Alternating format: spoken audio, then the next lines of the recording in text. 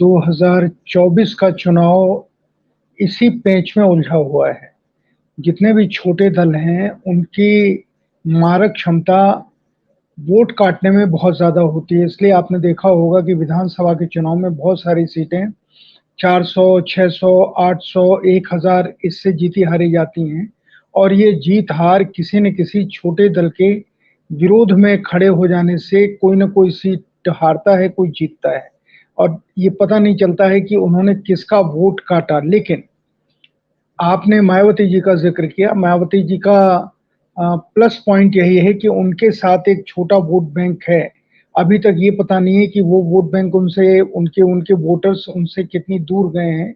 लेकिन आम तौर पर माना जाता है कि दलितों का जो सबसे बड़ा हिस्सा है, जिसका सबसे ज़्यादा प्रतिशत है, वो अभी तक मायावती जी के साथ जुड़ा हुआ है और मायावती जी उसी को लेकर के खेल रही हैं।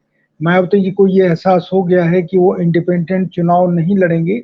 अगर वो लड़ेंगी तो उनका भी हाल कुछ ईडी या सीबीआई के जाल में फँसने जैसा हो जाएगा। वो नहीं चाहेंगे इस मुसीबत में फँसना और नहीं चाहेंगी लालू प्रसाद यादव जी की गति को पहुँचना। इसलिए उन्होंने अपना बहुत सेफ गेम खेला है और वो पूरे तौर पर उस तरह की रणनीति ले रही जिससे भारतीय जनता पार्टी को फ़ायदा मिले। ये आम तौर पर राजनीतिक विश्लेषकों का मानना है। दिखाई भी यही देता है। इस चुनाव में कौन ज़्यादा साथियों को अपने साथ मिला सकता है, साथियों का मतलब सामाजिक वर्गों को या दलों को, वो 24 के चुनाव में जीतने की कुंजी है। अब इस चीज़ को लेकर के मायावती जी सफल होती हैं, अखिलेश यादव जी सफल होते हैं या कांग्रेस की एक ही नाम ले सकते हैं, प्रियंका गांधी सफल होती हैं।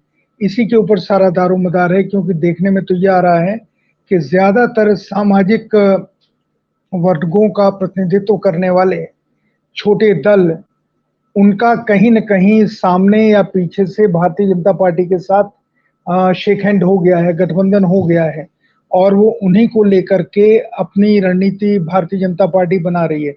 लेटेस्ट है शिवपाल यादव जी का भारतीय जनता पार्टी के साथ तालमेल करने का संकेत देना।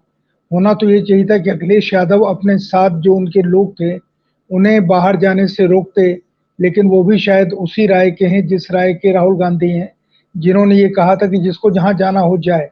ये भाषा लोकतंत्र में और खासकर दलीय राजनीति करने वालों के बीच नहीं होनी चाहिए, जो जिसका उन्होंने इस्तेमाल किया।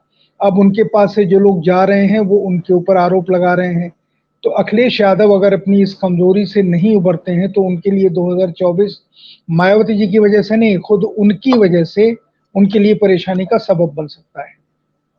और आप हमसे जुड़े रहने के लिए सब्सक्राइब करें YouTube पर, फॉलो करें Twitter पर और लाइक करें Facebook पर। और ज्यादा जानकारी के लिए आपको टाइप करना होगा सिर्फ न्यूज़ नशा।